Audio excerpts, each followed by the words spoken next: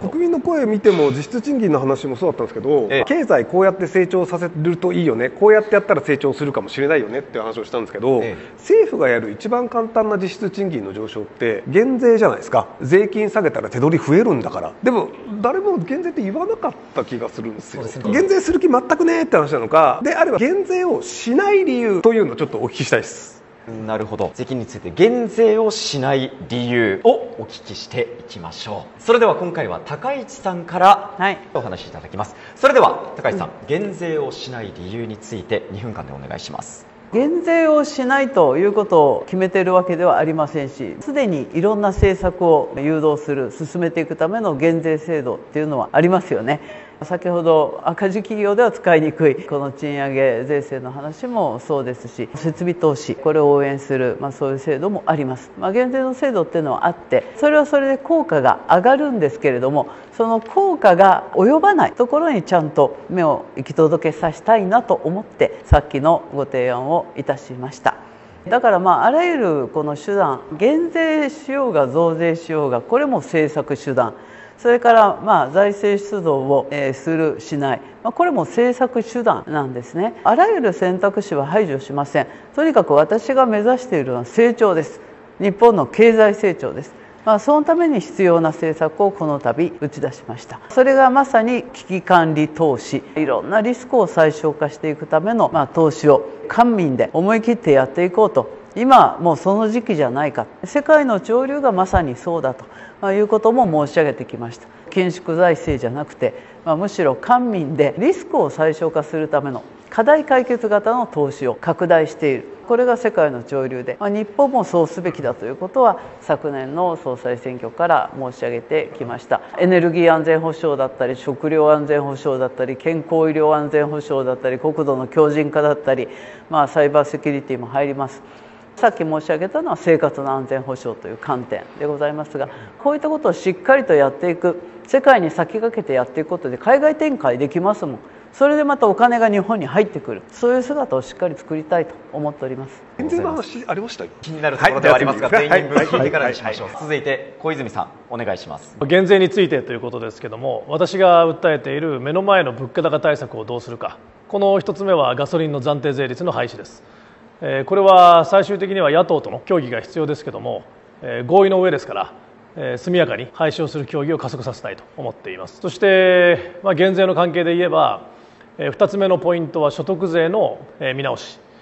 これを物価と賃金上昇に合わせて基礎控除等を引き上げていく、こういったことを今考えています。これも野党と協議をしなければいけません。これも協議の上で実現をしていきたいというふうに思っています。全体としてはひろゆきさんの課題は減税なぜしないのかという話でありますが、経済の運営の在り方自体をデフレの局面からインフレの局面に変わってきた今、変わる必要があると思っていて、その中で私が今一番訴えているのはインフレ対応型の経済運営に変えることなんですね。これはやっぱり経済あっての財政なので、今この4年間を見れば税収は14兆円増えています。でこの14兆円の税収を一部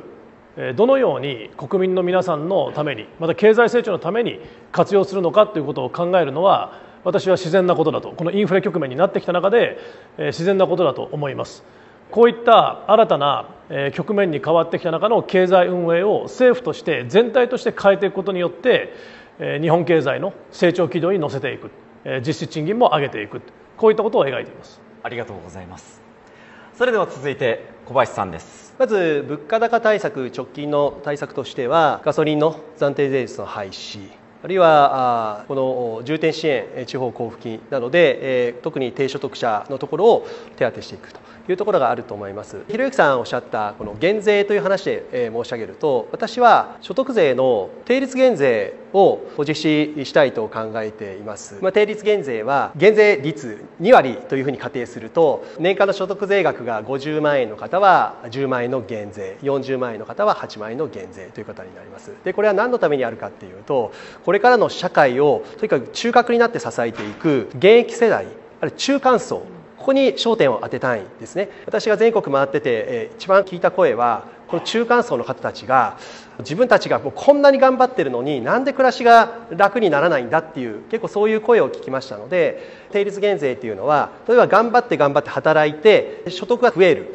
そうすると税額も増えるので、その分このリターンが大きいという意味で頑張ろうという気持ちをインセンティブとしてですね、この定率減税があるんじゃないかというふうに思っています。ただそのまま導入するとこの高所得者ほど優遇されるのでそうすべきではないですから、一定のキャップははめるということです。そしてそのやってる間により本格的な中間層をしっかりと支援できるような所得税の抜本改革、税率構造ですとか、今各種控除がたくさんあるので、そういったものを一旦合わせて見直してですね、中間層を元気にするようなこの所得税制改革につなげていきたいと考えています。ありがとうございます。それでは茂木さん。減税ということでは先ほどですね、設備投資についてハードもソフトもですね即時一括償却できる、こういう新しい制度を作っていくということで言及したんですが、どうして私がその話をしたかというとですね、賃上げ重要なんですけれど、これ結果としてある意味ついてくるものなんで、まずはですね成長分野を中心にして日本はお金があります。個人の金融資産も2200兆、企業の内部留保も600兆あります。そのうち半分ぐらいが預金とかで眠った状態、これを貯金から貯蓄からですね投資に振り向けていくために、こういった一括償却をしていく。それによって成長分野にお金が流れていく。当然経済のパイが大きくなってですね、企業の収益性も上がりますから、先ほどの林さんの防衛的賃上げじゃなくてですね、本当に前向きな賃上げができるような形になっていく。そうなりますと安心して消費できる。こういう状況が生まれてくると。そうするとマーケットが大きくなります。市場が拡大して新しい事業も出てきますから、そこに新しい投資が呼び込まれる。こういう経済の好循環を作って所得を上げていく。さっき小泉さんは100万5年で、私は3年で50万と、こういう話をしましたけれど、3年でじゃあ50万と、例えば消費税、これを食費についてですね 8% から 0% にする。ご夫婦、それからお子さんが2人いる平均的な家庭ですと、減税額が6万4000円になります。3年間で20万弱です。20万弱減税をするのと自分の所得がですねそのまま50万増えるのがどっちがいいかとしたら、多分ですね50万自分で稼げるようになった方が私はいいんじゃないかな。しかも将来世代に付け回しをすることもなくて済む。私はそちらの方が正しい政策だと、こんなふうに考えています。ありがとうございます。それでは最後です。林さん。それほど皆さんと変わらないんですが、暫定税率、ガソリン税率はこれ廃止ということは、ガソリン税率が減税をされるということになります。それから所得税はですね、いろんな方がおっしゃっておられるのも分かるんです。ただ所得税を減税してよかったな、減税されたなと思う人はだいたい平均年収300万円ぐらいより多い人なんで、本当に困ってる人はそれより年収が低い人、すなわち所得税払ってない層により困ってる人が多いという意味では、この今のところあまり選択肢としてどうなのかなというふうには思っています。それから消費税は社会保障の財源というふうによく言われてますけども、保険料とさらに消費税と使ってもですねまだ足らない状況にあります。消費税を減税するとですね、じゃあ将来の社会保障はどうなるんだろうと、茂木先生おっしゃったように借金が付け回されるんじゃないかと、こういうことからですね慎重でなければいけないと思っていますので、逆に今自民党と公明党と維新でですね保険料を下げるためにどういうことができるのかというのはすでに具体的な案が出てきていますので、あそこでもしこれぐらいは減らせるというのが出たらですね、それを全部保険料で負けるのか、一部は消費税をいじるのかというのはあり得る話だろうというふうに